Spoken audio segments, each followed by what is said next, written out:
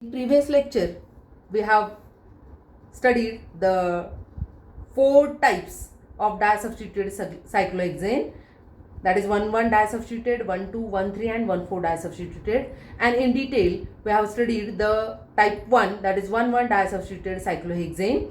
That 1,1 disubstituted cyclohexane will not show the geometrical isomerism as it has the plane of symmetry. It is optically inactive, and we have also studied about their stabilities and conformational isomerism. Now we are going to consider the type 2, that is 1,2 disubstituted cyclohexane, where we are going to consider the X is equal to Y, that is same substituent, and that is the methyl group. So here we are going to study the two conformational isomers of 1,2 disubstituted cyclohexane. The first one is cis isomer, which is AE or EA form. Now what is AE or EA form? So this is the cis chair conformation of 1,2 dimethyl cyclohexane.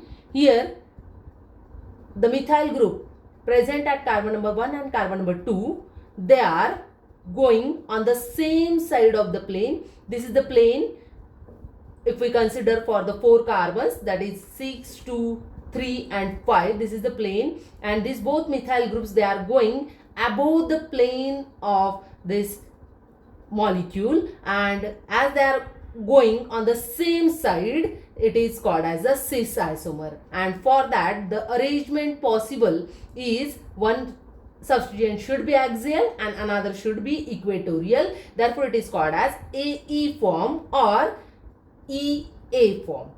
So here the conformation, that is AE form of cyclohexane, after ring flipping it gives the conformation, that is conformation 2, where the methyl which is present at carbon number 1 is axial in conformation 1. It changes to equatorial in conformation 2 after ring flipping, while the methyl at C2 is equatorial. Now it becomes axial after ring flipping. So you have to remember that after ring flipping, the axial substituents converted into equatorial, and the equatorial substituents changes the conformation, that is they goes to axial position. So that are the changes. Axial bond becomes equatorial and equatorial bond becomes axial. Now this is, you have to consider that this is the mirror and this is the mirror images of the conformation. So 3 is the mirror image of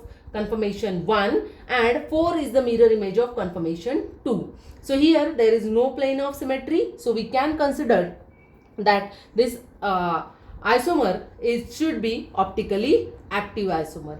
But if we look carefully, the after ring flipping, one gives a conformation 2 and which is similar to the structure 3. Similarly, 1 is similar to the structure 4. So we can say that after ring flipping, 2 get converted into 1, that is nothing but its enantiomer, while 1 get converted into 2, which is nothing but its enantiomer. So after ring flipping, they give the enantiomers of each other. They both the conformations, they have the same stability, so they are present in equal proportion, and as they are present in equal proportion, we call it as racemic mixture, and racemic mixture are optically inactive.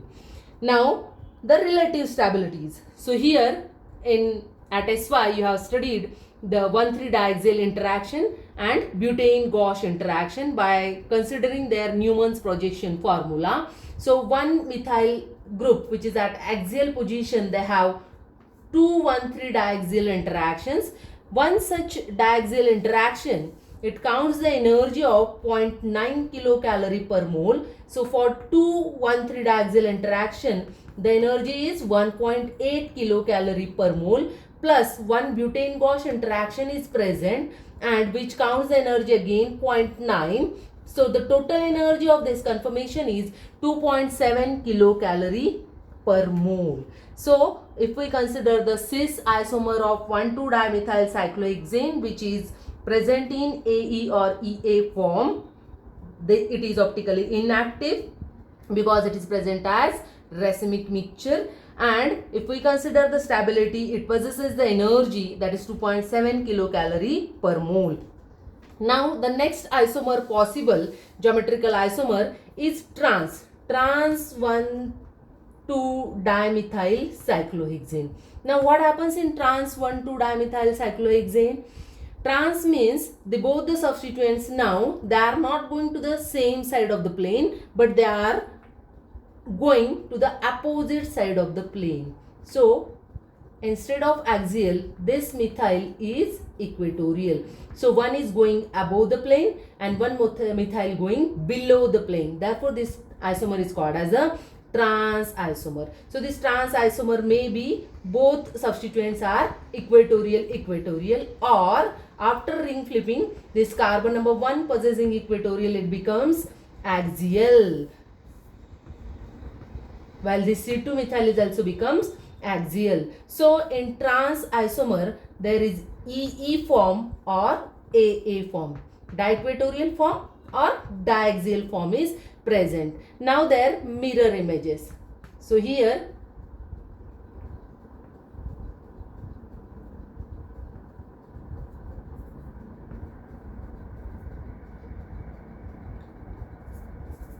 so it is 5, 6, 7 and 8. After ring flipping, 5 converted into 6, and this is the mirror we have to consider, and these are the mirror image. That is 7 is the mirror image of 5 and 8 is the mirror image of 6, and they are non-superimposable mirror images of each other. Therefore 5 and 7 they are called as enantiomers of each other, while 6 and 8 are also enantiomers of each other. There is no plane of symmetry, so this trans isomer is optically active isomer. If we consider the 5 and 8, they are called as diastereomers of each other, while 6 and 7 they are also called as diastereomers of each other. So trans 1,2-dimethyl cyclohexane is present in AA or EE form and it is optically active. Now if we consider the relative stability of this trans 1,2-dimethyl cyclohexane, then there are in this conformation 6, the 2 methyls they are present at axial position. So for one methyl there is 2,1,3 diaxial interaction. For another methyl again 2,1,3 dimethyl diaxial interactions are present. In other words, it is called as butane-Gauche interactions are present. So for both the methyl groups there are total 4,1,3 diaxial interaction or butane-Gauche interactions are present. Therefore the total energy is 4 into 0.9 is equal to 3.6 kilocalorie per mole. This is the energy for conformation 6, which possesses both axial methyl groups. While this conformation 5, where the methyl is present at equatorial position, there is no 1,3 diaxial interactions are present, but as they are 1,2 with each other, there is one butane-Gauche interaction is present, and therefore the energy of diequatorial conformation is 0.9 kilocalorie per mole. So if we consider the relative stability of the 1,2-dimethyl cyclohexane, then cis isomer will possess the energy that is cis form is possesses the energy that is 2.7 kilocalorie per mole. Trans diequatorial form, that is EE form, will possess 0.9 kilocalorie per mole, while diaxial form possesses the energy that is 3.6 kilocalorie per mole. So we can say that the diequatorial form, that this conformation is the most stable conformation of 1,2-dimethyl cyclohexane because having the lower energy. And in other words, we can also say that the cis isomer, if we subtract this 0.9 from 2.7, we get the 1.8. In other words, we can say that the diequatorial form is stable than trans diequatorial form is stable than cis isomer by the energy 1.8 kilocalorie per mole. So we have finished with this type 2, that is 1,2-dimethyl cyclohexane. Now in next lecture we are going to see about the type 3, that is 1,3-disubstituted cyclohexane. In next lectures we are trying to see these conformations of cyclohexane with the help of models.